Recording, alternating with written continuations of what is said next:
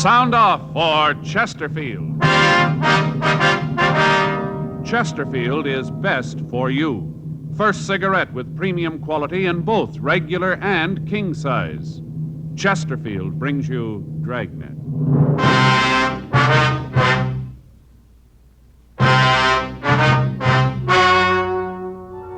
Ladies and gentlemen, the story you are about to hear is true.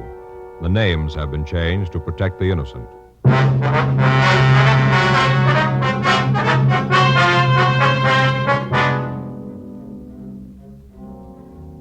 You're a detective sergeant. You're assigned to robbery detail. You get a call that a large market has been held up. You have a good description of the thief. Your job? Get him. Years ahead of them all. Chesterfield is years ahead of them all. The quality contrast between Chesterfield and other leading cigarettes is a revealing story. Recent chemical analyses give an index of good quality for the country's 6 leading cigarette brands. The index of good quality table, a ratio of high sugar to low nicotine, shows Chesterfield quality highest, 15% higher than its nearest competitor, and Chesterfield quality 31% higher than the average of the 5 other leading brands. Yes, Chesterfield is first with premium quality in both regular and king size. Don't you want to try a cigarette with a record like that?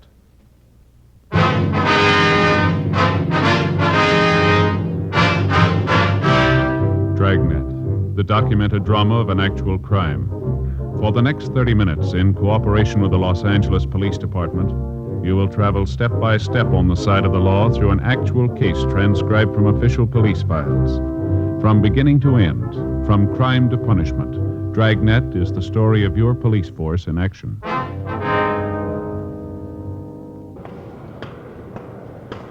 It was Monday, March 10th. It was raining in Los Angeles. We were working the day watch out of robbery detail. My partner's Frank Smith. The boss is Captain Didion. My name's Friday. I was on my way into the office, and it was 8:02 a.m. when I got to room 27A. Robbery. Joe? Yeah, Frank. Whew, it's really coming down, isn't it? Yeah, pouring out in the valley. That's so? Yeah, keeps coming down like this, going to cause a lot of trouble. Sure makes Faye mad. Yeah, how's that? Well, it gets to raining like this, and she begins to think about the house. You know, doing something about it, changing stuff around. That's so? Spent the whole day yesterday moving furniture. Finally got it all set just before dinner. Looked pretty good, too. What happened? Well, we got through dinner and all went in to look at television. Yeah. The way she had the furniture, none of us could see a thing. The chairs were either so close you couldn't see, or else they were way across the room. No, well, you're not supposed to get too close, are you, anyway? Yeah, but Joe, we only got a 10-inch screen.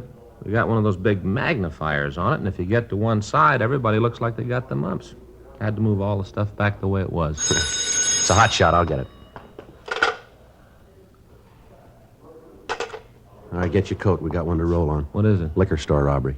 8:12 a.m. We arrived at the scene of the holdup. It was a large liquor grocery store at the corner of San Marino Avenue and 6th Streets.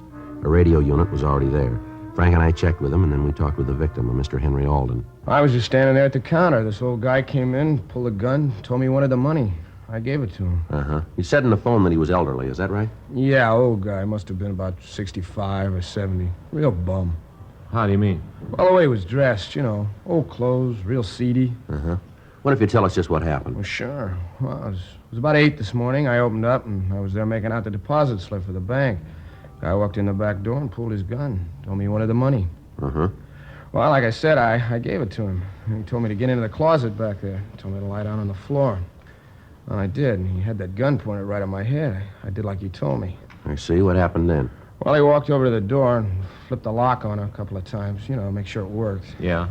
And then he figured it was okay, and he told me not to make any noise for 5 minutes. And he locked the door and left. That's it. Took all the money.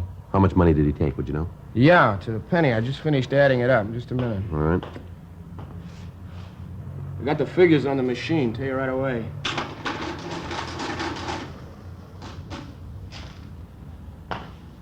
That is $5,200 and 52 cents. That's it exactly. You said the guy came in the back door, is that right? Yeah, that's right.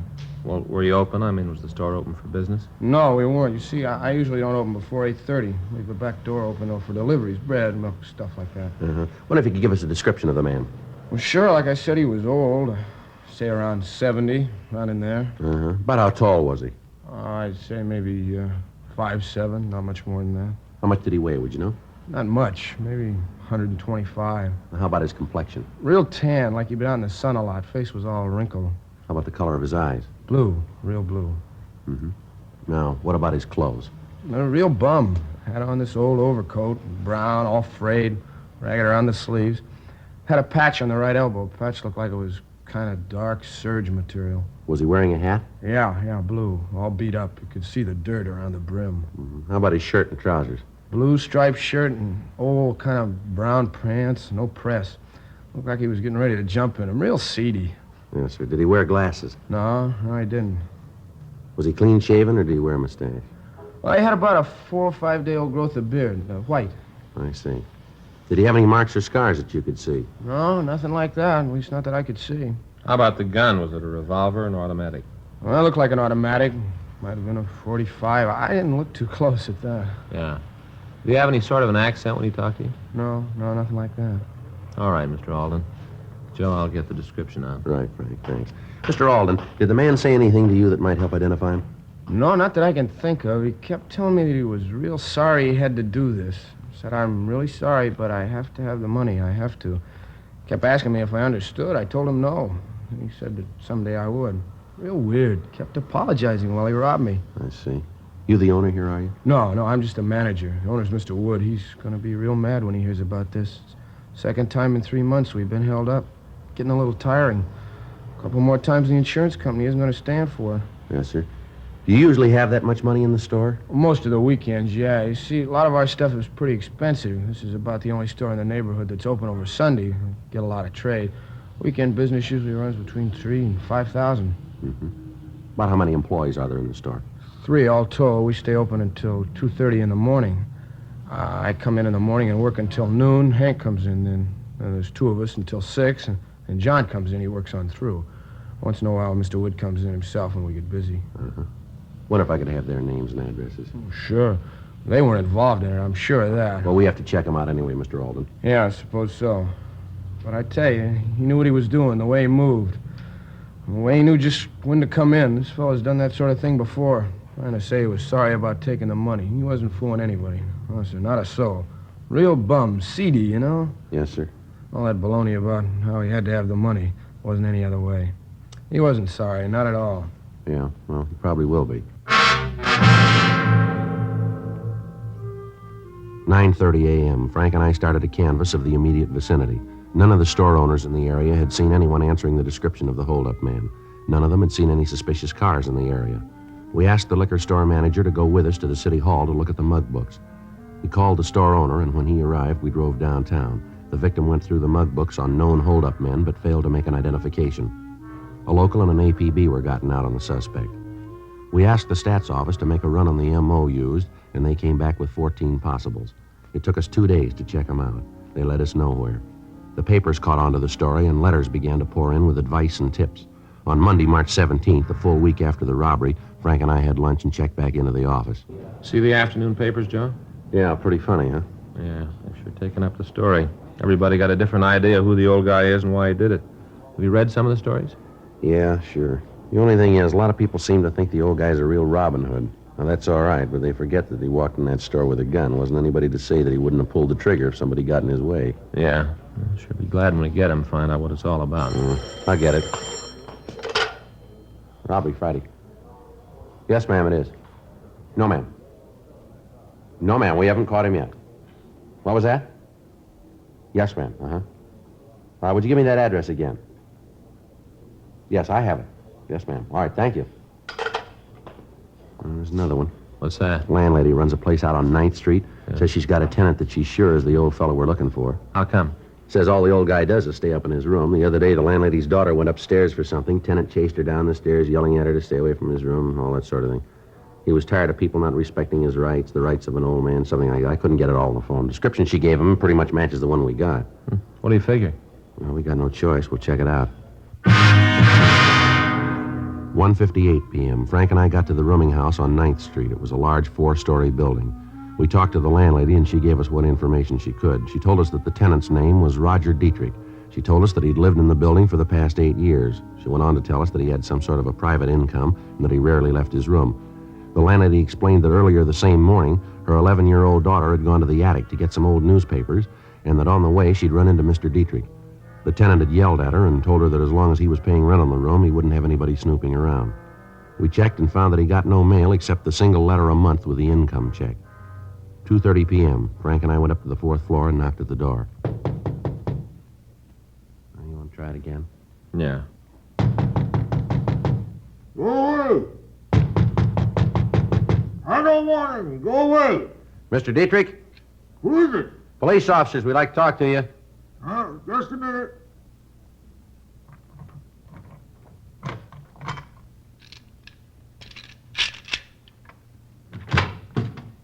Who'd you say you were? Police officers, we'd like to talk to you.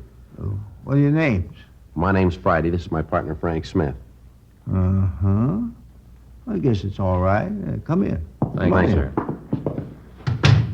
Well, guess it's about that thing this morning, huh? Sir? Why, you don't have to play cagey with me. I know that she called you, the old busybody. That brat kid of hers is just like her. He's always snooping. Well, there wasn't anything to it. The kid come up here and was snooping around trying to find out what I was doing. I'm not ready yet. Well, what do you mean, sir, not ready? No, the book's not finished yet. It will be in another year. And the whole world can see it. Maybe mend their ways. Give them something to hope to avoid what's coming. Well, sir, that's not why we're here. Don't lie to me. I know all about you. I know that you'd be around. You're trying to stop me. I knew it. I knew it all the time. You see that stack of magazines over there? Yeah? Every copy of Life magazine ever printed, right from the first. I keep track, you know. I use it for research. Well, I don't quite understand, Mr. Dietrich. That's from my book. Oh, yeah. Going to be in 5 volumes called The Evils of the Machine Age and Its Effect on Mankind. 5 volumes, yes, sir, 5 volumes. Got the first 4 finished. Working on the last one now. That's how I knew you were coming. I worked it out on the charts. Mm-hmm. Well, we'd like to talk to you about what you were doing a week ago, sir. Oh, you would? Oh, well. Well, yes, I figured on that. I knew that you'd be checking me. I knew it. I saw it in the chart. I'm getting close now. World's going to sit up and take notice. Sit right up. Yes, sir. Did you go out last Monday? Monday? Well, yes. I went out to get some supplies. I got them come right back.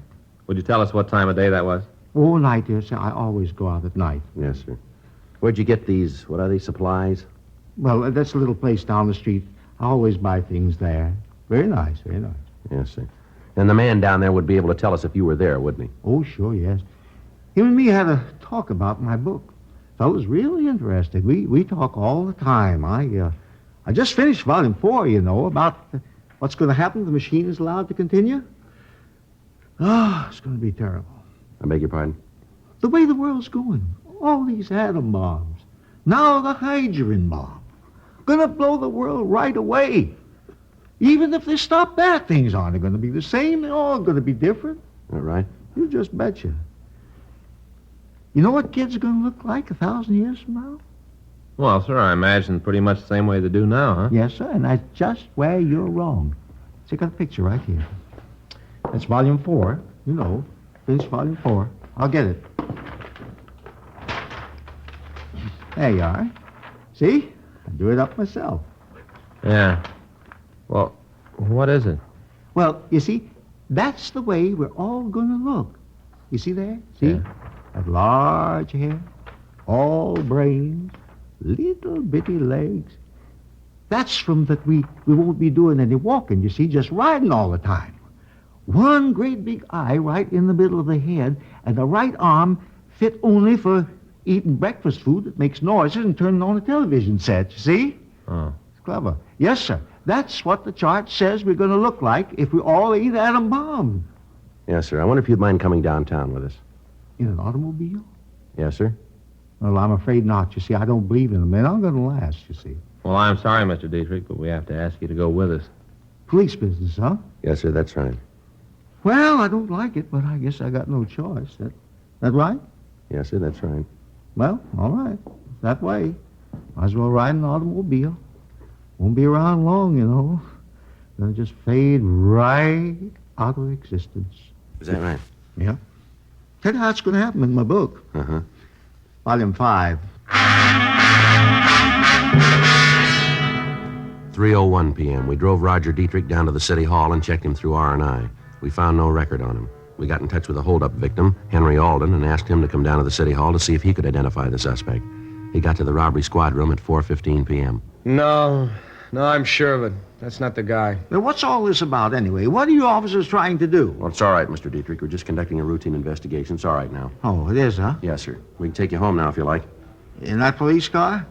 Yes, sir. Well, how about this fella? He going too? No, sir. Oh, well, now, maybe I'll do just that. Would you mind dropping me off at Pershing Square? I'd like to listen to a speech. A friend of mine's making it this afternoon. Brilliant, man. Oh, my. He's already written 12 books. All on odds. Sir? ODDS, odds. Like, what are the chances of a comet falling on your house? What are the chances of a certain horse winning the Kentucky Derby? All things like that, you know. Brilliant man. Yes, sir. He's dead broke. That right? Yep. Spends all his money on research. I get it. Robbery Friday. Yeah, Barnes. Uh-huh. Yeah. When'd you pick him up? Yeah. All right. No, we'll be right over. Anything? Yeah, Barnes over at the main jail says they got a drunk over there who's doing a lot of bragging. What about? Heisting the liquor store for $5,200. 4:30 p.m. We had Roger Dietrich taken to his home, and then Frank and I went over to the main jail. We talked to Officer Phil Barnes. He told us that an Arnold Jefferson had been picked up and booked for LAMC 4127A on the previous day. Barnes went on to say that this was Jefferson's 42nd arrest on drunk charges. We had the suspect brought to the interview room, and we talked to him. All right, Jefferson. Now, what's all this about you holding up a liquor store? What do you know about it? You matched the description of the man who committed the robbery. The clothes there that you're wearing are like the ones the victim described. Now, how about it? You figure you can prove it without me telling you? Yeah, if Alden identifies you, we can. Alden. He's the man who was robbed. He's outside now. We want him to take a look at you. That won't be necessary. You got the right man.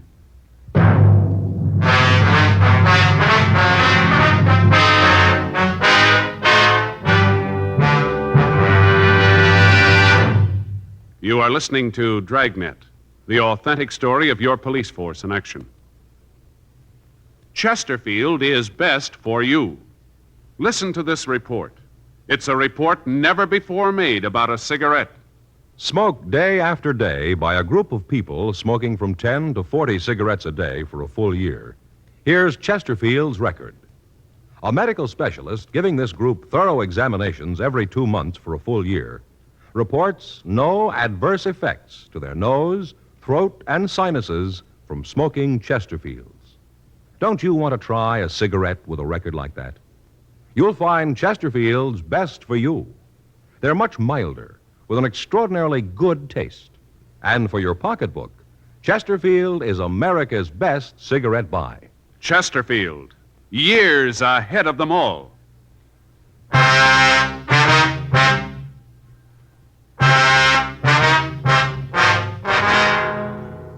We had the victim, Henry Alden, look at the suspect, Arnold Jefferson. He identified him positively as the man who had held up the liquor store. We took Jefferson back to the city hall and checked him through R&I. He had no felony record. 7:30 p.m. We took him to the interrogation room. I knew you'd get me. Knew it all the time. Is that right? Sure. I knew it even before I held up the store. You know, I didn't really want to do it. You know, I really meant it when I told him I was sorry about doing it. Really meant it. Mm-hmm. Guess maybe you find that kind of hard to believe. Well, suppose you tell us about it, huh? Yeah. I guess the best way would be to start from the beginning, huh? Yeah. First thing you should understand is I think basically that I'm an honest man. All my life, I've never cheated anyone or taken anything that didn't belong to me. I've tried to live pretty much by the golden rule. Yes, sir. Sometimes, maybe, lots of times, it'd be a little hard to do, but I did my best. Yes, sir. Go ahead. I was born in the Middle West. Tiny little town. You probably never heard of it. Isn't on most of the map. Went to school there through the 8th grade. Then I decided that I wanted to see the rest of the country. Worked my way through every one of the 48, every one of them. Uh-huh. Did a lot of things, met a lot of people. Is that right? Well, all that time, all my life, I never did anything real big. Nothing that I could ever tell anybody about and be proud. Nothing to tell people about. Yes, sir. I'm 72 years old now.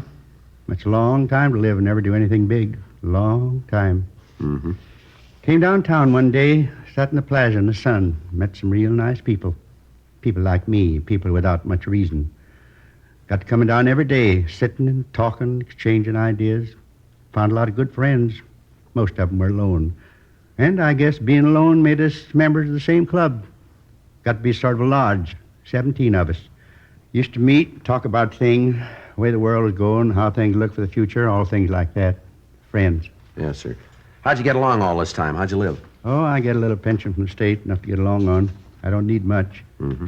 Well, one day I got to thinking about how I didn't really have anything big to remember. That's when I decided.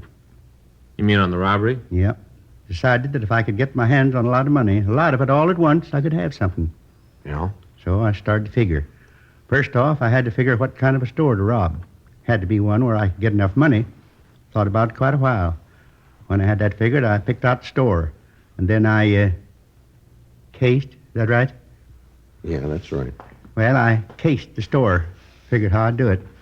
Then I figured that I'd have to have a gun. Yeah. Got one of those little plastic ones. Bought at the dime store, fixed it up with shoe black. Couldn't hurt anybody, just plastic. Looked real, but couldn't hurt anyone. Of course, the victim wouldn't know that, would he? Yeah, I thought considerable about that. Worried about it a lot. About how if there was any trouble, it'd make it hard with just a plastic gun. Oh, not that I wanted to hurt anybody. I didn't. But I got to thinking what would happen if somebody got scared and thought it was real. Could be trouble there. Mm-hmm. No, now, before I go any further, I want you to know that right at this point, I knew I was doing wrong. I knew it. Knew that I'd have to go to jail for what I did. Knew it, and it didn't matter. Had to be that way. Well, now, if you knew that, why'd you go ahead with the robbery? Well, wasn't any other way to get the money. At least none that I could think of. And believe me, I tried to think of one. All right, go ahead. And I held up the place, took the money, and then I made the man get in the closet. Did that so he wouldn't try to follow me. I was sorry about it. Tried to tell him, but I don't think he really believed it. Don't think he did. What'd you do then? I took a bus out the airport. Thought about taking a cab, but then I figured that I'd want to save as much money as I could so as to have it later. Yeah. I inquired around out there at the airport and found a place where I could rent an airplane. I paid for it in advance so there wouldn't be any trouble. Hired it to go to San Francisco. Round trip, both ways. You hired an airplane? Yep, big one. Carried 18 people. That's what I needed. Real comfortable seats, 2 motors. Had a girl painted on the front. From the war, I guess. All right, go ahead. Well, I took the bus back to town, and I started walking around the plaza. Rounded up all 17 of my friends, whole bunch of them. Talked to them all. Guys who had been nice to me, even if there wasn't anything I could do for them. Told them to meet me at First and Main, right by the fountain in front of the city hall that night. Told them that I was going to throw a party they'd never forget. Well, we got together that night and took a cab out the airport. Well, matter of fact, we took 4 cabs. Had to show the drivers that I had the money for the tickets. Guess they thought we was going to try to get a free ride. But anyway, when I showed them the money, they drove us out. Give them a good tip. Nice fellas. Mm-hmm. Got on the airplane and flew up to San Francisco. Wonderful. Got into the city and then we started. Really had a time. Lasted 3 days. Wasn't anything we didn't see, nothing we didn't do. 3 days of it. Real living. Everything was on me, paid for it all. Went to the best places, ate the best food, drank the finest wines. Really lived. Where'd you stay when you were in San Francisco? Hotel down on Howard. Not the richest in town, but real nice. Clean rooms. All right, go ahead. Well, about the time that I thought we'd stayed long enough, we all got on the plane and come back. Got in Wednesday morning. Took cabs downtown, then we all went to breakfast. Had a real whopper. Kind of a farewell for the whole party. After I settled up with the waitress, I only had $1.75 left. Give it to her for a tip. Sure made her happy. I don't guess she makes much down there. Yeah. Well, did any of your friends know where you'd gotten the money for this party? No. You see, when I first got the idea, I told him that I had a real rich brother. Told him that he died and that I was his only relative, that all the money would get to me. I figured that I could sort of set things up by doing that. Seemed to work all right. None of them said anything. Uh-huh. You remember the man you chartered the airplane from? Oh, sure. Real nice fella. I got his card. I kept it, sort of a souvenir. I can give it to you if you want it. Yeah, we'll have to have it. You ever done any big time? Me? Oh, no. Just drunk arrests. Lots of them. Yeah. Big thing about this is that I wish there was some way to keep the boys from finding out so they wouldn't have to know. Of course, I know that I'm not going to see them again, but just the same, what are they going to think? How are they going to take this when they hear about it? I don't know. I sure was wrong, real wrong. How long will they put me in jail for, you guys know? Well, it depends. Depends on what? What the court says. Oh. Still have to go to prison, though, huh? Yeah, I'm afraid so. Mm-hmm. Well, I haven't got much left. Guess no matter what they say, it's going to be life for me. Well, sir, we're not the ones to decide that. Yes, I know. You guys been real nice. In a way, I'm glad it's over.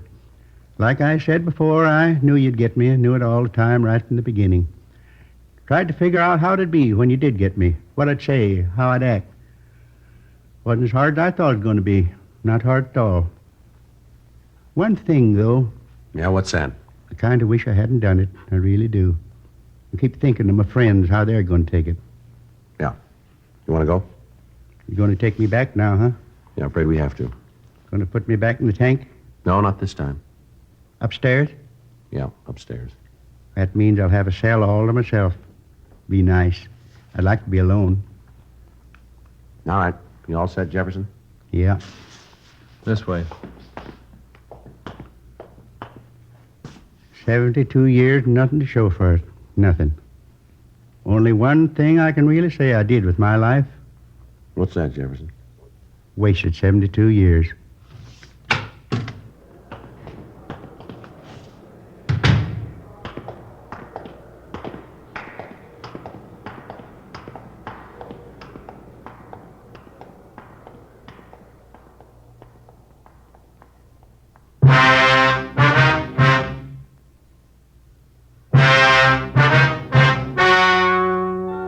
The story you have just heard was true. The names were changed to protect the innocent. On July 24th, trial was held in Department 89, Superior Court of the State of California, in and for the County of Los Angeles. In a moment, the results of that trial. Now, here is our star, Jack Webb. Thank you, George Fenneman. I hope you'll remember the facts George Fenneman reported to you earlier. Recent chemical analyses give an index of good quality for the country's 6 leading brands. The index of good quality table, a ratio of high sugar to low nicotine, showed Chesterfield quality highest, 15% higher than its nearest competitor, and Chesterfield quality 31% higher than the average of the 5 other leading brands. Now, I'd like you to try Chesterfields today. I know they're best for me, and I'm sure you'll find Chesterfields are best for you.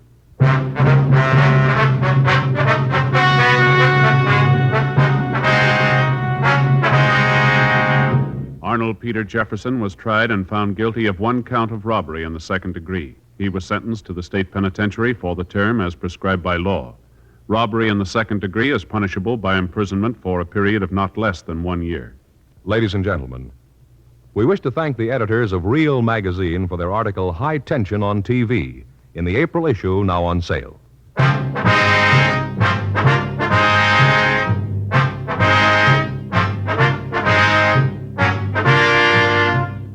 You have just heard Dragnet, a series of authentic cases from official files. Technical advice comes from the Office of Chief of Police W.H. Parker, Los Angeles Police Department. Technical advisors, Captain Jack Donahoe, Sergeant Marty Wynn, Sergeant Vance Brasher. Heard tonight were Ben Alexander, Vic Rodman, Ralph Moody. Script by John Robinson. Music by Walter Schumann. Hal Gibney speaking. For a million laughs, tune in Chesterfield's Martin and Lewis Show, Tuesday on this same NBC station. And sound off for Chesterfields. Either regular or king size, you'll find premium quality Chesterfields much milder. Chesterfield is best for you. Chesterfield has brought you Dragnet, transcribed from Los Angeles.